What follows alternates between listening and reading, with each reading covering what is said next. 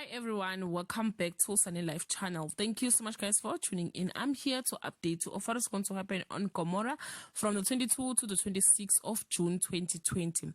Tati discovers an Ellie in her search for her hubby's killer, and Teddy is proud of Zodwa as she starts her job, but she's already regretting her decision to try sober up and be responsible. Mam Sonto doesn't see Tati's attack coming as the widow tried to restore Mbongeni's reputation. Teddy's heart is shattered when he sees his mom drunk again, and Gladys is willing to fight Zodwa for the right care of Teddy.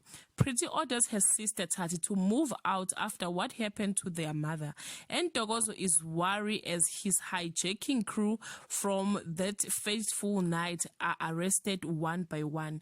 Zodwa's alcoholism is getting worse, Pretty and Tati's fight is worsening, and Teddy is given the choice of a family who care for him and Zodwa who loves him in her own special way.